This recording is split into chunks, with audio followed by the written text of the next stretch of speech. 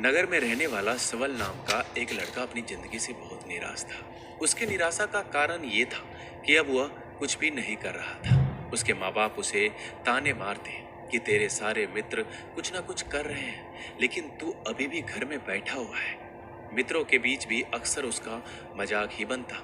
वह कहीं जाता तो लोग उससे पूछते कि क्या कर रहे हो। उसे ये बताने में बड़ी शर्म आती कि अभी वह कुछ भी नहीं कर रहा है। धीरे धीरे उसने रिश्तेदारों के यहाँ जाना और लोगों से मिलना जुलना कम कर दिया। वह ज्यादातर समय अपने घर में ही बैठा रहता। वह अकेले में रोता, भगवान को कोसता और अपनी किस्मत को दोष देता। अब उसे अपनी जिंदगी बोझ सी लगने लगी थी। कभी कभी वह सोचता कि जब वो कुछ करने के लायक ही नहीं है तो फिर उसे जिंदा रहने का क्या फायदा। उसे तो मर जाना चाहिए। एक दिन वो अपने नगर की एक सड़क से गुजर रहा था। तभी उसने देखा कि एक गुरु दुख के ऊपर प्रवचन दे रहे हैं। वह भी उस भीड़ में जाकर बैठ गया और गुरु के प्रवचन सुनने लगा। गुरु बोल रहे थे, दुख एक गुरु की भांति होता है जो हमें जीवन की सच्चाई दिखाता है और हमें सही से जीवन जीने का तरीका सिखाता है। आप चाहे तो अपने दुख रूपी गुरु से जीवन जीना भी सीख सकते हैं और चाहे तो उस दुख में डूबकर बैठकर रो भी सकते हैं। सवल भी गुरु की ये सारी बातें ध्यान से सुन रहा था, लेकिन उसे गुरु की ये बातें सही नहीं लगी। उसने खड़े होकर कहा, दुख कुछ भी सिखाकर नहीं जाता, सिर्फ पीड़ा देकर जाता है। दुख की पीड़ा अनंत होती है। ऐसा लगता है इसके बाद कुछ भी नहीं होने वाला, कुछ भी नहीं मिलने वाला। मृत्यु भी उसके सामने छोटी लगने लगती है। गुरु ने कहा, आखिर क्या दुख है तुम्हें? सवल ने अपना सारा दुख गुरु के समक्ष कह सुनाया और पूछा, क्या आपके पास मेरे इस दुख का कोई समाधान है? यह सुनकर गुरु मुस्कुराए और बोले, जिस दिन तुम्हारे जीवन में सच्चा दुख आएगा उस दिन मेरे पास आना, मैं तुम्हारे दुख का समाधान अवश्य करूंगा। इतना कहकर गुरु वहां से चले गए। सवल ने सोचा, क्या मेरा दुख सच्चा नहीं है? क्या जिस दुख से मैं गुजर रहा हूँ वो झूठा है? कोई भी मेरे दुख को नहीं समझता। जब माँ बाप ही नहीं समझ पाए तो गुरु क्या समझेंगे? अपने दुखों से परेशान होकर सवल ने एक निर्णय लिया कि अब वह कुछ करके दिखाएगा। उसने एक छोटा सा व्यापार शुरू किया, लेकिन उसमें सफलता नहीं मिल रही थी। लेकिन उसके घर वाले खुश थे कि वह कुछ तो प्रयास कर रहा है। वह अपने व्यापार में जुटा रहा और धीरे धीरे सफलता भी मिलने लगी। फिर उसने रफ्तार पकड़ ली। सिर्फ 3 साल के अंदर ही वह एक बड़ा व्यापारी बन गया। अब सवल के चारों तरफ ऐसे बहुत से लोग थे जो उसकी चिंता करते थे, उसे पसंद करते थे, उसके काम की प्रशंसा करते थे। अब उसके घर वाले भी उसकी प्रशंसा करते थकते नहीं थे। दिन प्रतिदिन उसके मित्रों की संख्या बढ़ती जा रही थी। अब वो अपनी जिंदगी से बहुत खुश था। उसके कुछ मित्रों ने उसे सलाह दी कि जब तुम बड़े व्यापारी बनकर इतना खुश हो तो सोचो, अगर तुम इस नगर के, इस राज्य के सबसे बड़े व्यापारी बन जाओगे तो तुम्हारे पास कितना सुख होगा, कितने लोग तुमसे जुड़ना चाहेंगे, तुम्हारा कितना यश फैलेगा। स्वयं राजा भी तुमसे मित्रता करना चाहेंगे और जरूरत पड़ने पर तुमसे धन उधार लेंगे। मित्रों की यह बात सवल के मन में घर कर गई। अब उसने और भी धन कमाने का प्रयास शुरू कर दिया, लेकिन उसे यह सब अब जल्दी चाहिए था। वह सब कुछ प्राप्त करने में अपना ज्यादा समय बर्बाद नहीं करना चाहता था। इसलिए उसने ऐसे भी कार्य करने शुरू कर दिए जो उचित नहीं थे। उसने बड़ी मात्रा में अपने मित्रों से उधार लेना शुरू कर दिया। ज्यादा मुनाफा कमाने के लालच में अपने सामान में मिलावट करने लगा। उसने दूसरे व्यापारियों के खिलाफ षड्यंत्र भी रचे। उसने डराया धमकाया। जैसा जैसा उसका मित्र कहते गए वही करता गया। वह इन तरीकों से ज्यादा धन तो कमा रहा था, लेकिन अब उसके जीवन में सुकून नहीं था। उसके मन की शांति गायब हो गई थी। उसे रातों में नींद नहीं आती थी। वह किसी उधेड़ बुन में लगा रहता था। सुख साधन की सारी वस्तुएं होने के बाद भी उसे किसी में सुख नहीं मिल रहा था। एक दिन सबल अपनी बग्गी में सवार होकर कहीं जा रहा था। तभी रास्ते में उसे गुरु का आश्रम दिखा। वह रुक गया। वह गुरु के पास जाकर बोला, गुरुदेव, आपने कहा था जब तुम्हारे जीवन में सच्चा दुख आए तब मेरे पास आना। मैं अब बहुत ही दुखी हूँ। मेरे रातों की नींद गायब हो गई है। मुझे कहीं सुकून नहीं मिल रहा। इस तरीके से सबल ने अपनी सारी समस्या गुरु के सामने कह सुनाई। गुरु ने कहा, जब तुम मुझसे पहली बार मिले थे तब भी तुम किसी दुख में थे। तुमने उस दुख से क्या सीखा? सबल ने कहा, मैंने सीखा कि सिर्फ सोचने और चिंता करने से कुछ नहीं होता। अपनी सोच को सच करने के लिए कर्म करना पड़ता है, और सिर्फ कर्म करने से भी कुछ नहीं होता। अपने कर्म को अंतिम पड़ाव तक ले जाना भी आवश्यक होता है। चाहे रास्ते में कितनी मुश्किलें आए, मन कितना ही निराश हो, कितना ही लगे कि अब आगे कुछ नहीं होने वाला है, तब भी ये मानकर चलो कि मैं जो कर रहा हूं उसमें मैं अवश्य सफल हूंगा। लोग सिर्फ सफल व्यक्ति को सम्मान देते हैं, फिर चाहे कोई कितना अच्छा क्यों ना हो, वह लोगों की नजरों में बोझ ही होता है।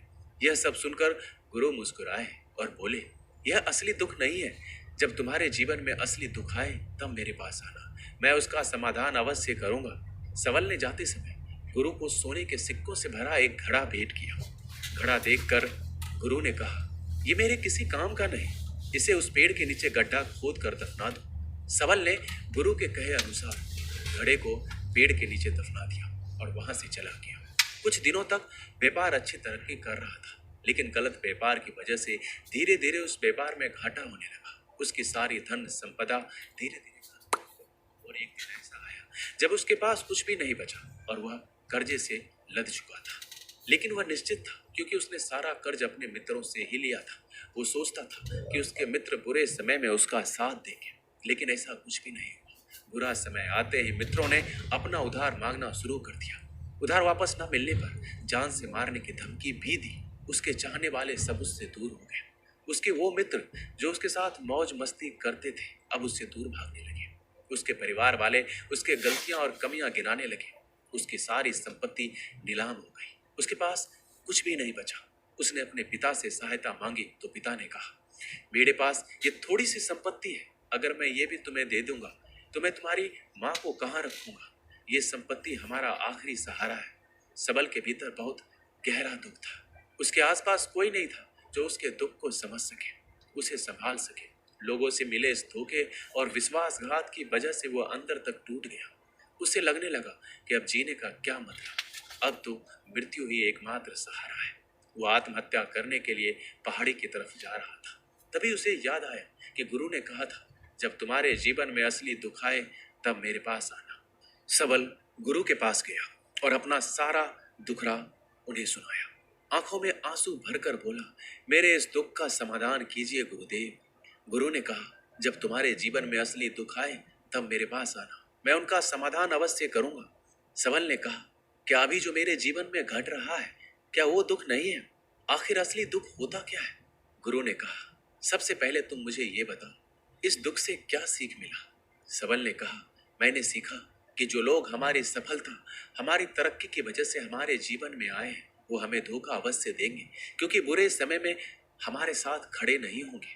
वह केवल अच्छे समय में हमारा फायदा उठाएंगे और बुरे समय में छोड़कर चले जाएंगे। भरोसा केवल उन्हीं लोगों पर करना चाहिए जो हमारे बुरे समय में, असफलता के समय में हमारे साथ खड़े रहते हैं। लेकिन ऐसे लोग बहुत ही कम होते हैं, पर जिसके पास होते हैं उनकी कद्र करनी चाहिए, उनका अपमान नहीं करना चाहिए। मैंने ये भी सीखा कि कभी किसी के खिलाफ षड्यंत्र नहीं रचना चाहिए। ईमानदारी और धैर्य के साथ काम करना चाहिए और कभी लालच नहीं करना चाहिए। अपना सारा दुख और अनुभव बताने के बाद सबल आंखों में आंसू भरकर गुरु के सामने बैठा रहा। थोड़ी देर बाद गुरु उठे और उस पेड़ के नीचे गड्ढा खोदकर वह घड़ा बाहर निकाला जो सोने के सिक्कों से भरा हुआ था और उसे सबल को दे दिया और कहा, तुम्हारे जीवन में असली दुख आए तब मेरे पास आना। सबल ने गुरु को धन्यवाद दिया और प्रणाम कर कर वहां से चला गया। उसने उस धन से एक छोटा व्यापार शुरू किया।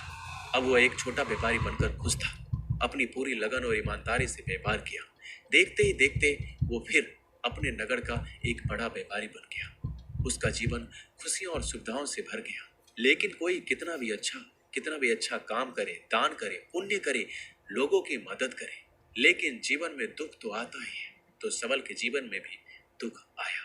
उसके माता पिता की मृत्यु के रूप में वो दोनों एक ही दिन मृत्यु को प्राप्त हो गए। सबल अपने माता पिता से बहुत प्रेम करता था, इसलिए उसे उनकी मृत्यु से बहुत गहरा आघात पहुंचा।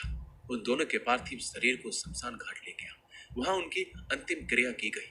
वहां उसने अपने माता पिता के शरीर को जलते हुए देखा तो उसका मन बेचैन हो गया। उसके अंदर बहुत से प्रश्न उठने लगे। वह घर वापस आया तो अपने माता पिता के घर और संपत्ति को देखा जिसके लिए उसके माता पिता हमेशा लड़ते रहते थे।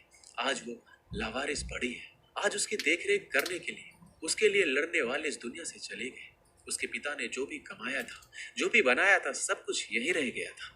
एक दिन पहले किसी से भी अपनी संपत्ति के लिए लड़ जाने वाले उसके पिता आज इस दुनिया से अलविदा हो गए थे। उसका मन इसी तरह के अनेक विचारों के भंवर में फंसा हुआ था। उसे अंदर से अकेलापन और डर महसूस हो रहा था। उसे कुछ खालीपन सा महसूस हो रहा था। उसे लग रहा था कुछ तो है जिसे वो समझ नहीं पा रहा। इसलिए वो गुरु के पास गया। उसे देखते ही गुरु ने कहा, क्या जीवन में कोई दुख है? तो सबल ने कहा, वैसे तो जीवन में कोई दुख नहीं है गुरुदेव, सब सुख है, सब अच्छा चल रहा है। लेकिन आज मेरे माता पिता की मृत्यु हो गई। इस घटना ने मेरे मन को बेचैन कर दिया है। गुरु ने कहा, इसमें दुखी होने वाली कौन सी बात है? एक दिन तो सभी के प्रियजनों को मरना ही है। हमेशा जीवित ना तो कोई रहा है ना कोई रहेगा। एक दिन तो तुम्हें मरना ही है। हो सकता है कल ही मर जाओ या आज भी मर सकते हो। सबल ने कहा, यह आप क्या कह रहे हैं गुरुदेव? मैं भी मर जाऊंगा, पर मैं तो अभी जवान हूँ। गुरु ने कहा, इसी भ्रम में तो सभी जी रहे हैं कि मृत्यु दूसरों को आती है, बुढ़ापा दूसरों को आती है, लेकिन बूढ़ों के सामने ही जवान मर जाते हैं, बच्चे मर जाते हैं। मृत्यु का किसी उम्र से कोई संबंध नहीं, ये तो सबको अपना ग्रास बना लेती है। गुरु की ये बातें सबल के मन में घर कर गई। वो चुपचाप वहां से चला गया, लेकिन उसका मन अब भी बेचैन था, अब भी अशांत था। वह कुछ खालीपन सा महसूस कर रहा था। वह पूरे दिन अपने बारे में सोचता रहा कि वह इस दुनिया में क्यों आया है। क्या सिर्फ चीजों को उपयोग करना और मरना ही जीवन का लक्ष्य है? ऐसे बहुत से प्रश्न उसके मन में लगातार उठ रहे थे, लेकिन उसका उत्तर नहीं मिल पा रहा था। उसका दुख दिन प्रतिदिन बढ़ता जा रहा था। कुछ दिनों बाद वह फिर गुरु के पास पहुंचा और बोला, गुरुदेव मैं बहुत दुखी हूँ। मैं ये नहीं जान पा रहा हूँ कि मैं कौन हूँ, इस दुनिया में क्यों आया हूँ। ये सुनकर गुरु मुस्कुराए और बोले, आज पहली बार तुम्हारे जीवन में सच्चा दुख पैदा हुआ है। वास्तव में यही वो दुख है जो दुख कहलाने के लायक है, कि हमें पता नहीं कि हम कौन हैं, क्यों आए हैं, क्या करना है, कैसे करना है। सबल ने कहा, गुरुदेव मेरे इस दुख का समाधान कीजिए। गुरु ने कहा, हम सभी इंसान जीवन भर क्या इकट्ठा करते हैं? सबल ने कहा, हम सभी इंसान जीवन भर धन संपत्ति मान सम्मान परिवार मित्र शत्रु पद प्रतिष्ठा यही इकट्ठा करते हैं। गुरु ने कहा, क्या इन इकट्ठा हुई सभी चीजों से एक भी चीज साथ ले जाया जा सकता है? सबल ने कहा, नहीं गुरुदेव, इनमें से कुछ भी साथ नहीं ले जाया जाता। मेरे माता पिता के साथ कुछ नहीं गया, सब कुछ यही छूट गया है, परिवार संपत्ति सब कुछ। तो गुरु ने कहा, अब मेरी बातों को ध्यान से सुनना। इस दुनिया में हमें जो इकट्ठा करना है वो हम इकट्ठा करते नहीं। चीजें जो हमारे सामने होती है लेकिन हम उन्हें देखने का प्रयास नहीं करते। इस दुनिया में हमें जिस चीज को इकट्ठा करना है वो हम खुद हैं। हमें खुद को इकट्ठा करना है ताकि जब मृत्यु हो तो हम एक हो सके और स्वयं को पहचान सके। हम भीतर से बटे हुए हैं। हम बटे हुए हैं प्रेम में, नफरत में, क्रोध में, जलन में, धन में, संपत्ति में, पद में, प्रतिष्ठा में, मान में, पहचान में, धर्म में, जाति में। ऐसे ही सैकड़ों हजारों चीजों और वासनाओं से हम बटे हुए हैं। हम टुकड़ों में जीवन जी रहे हैं। इस बंटवारे की वजह से हमारी चेतना कभी एक नहीं हो पाती। हमारी चेतना बिखर गई है। इसलिए हमारे पास इतना भी समय नहीं है, इतना भी ऊर्जा नहीं है कि हम मुड़कर एक बार अपने भीतर देख सकें।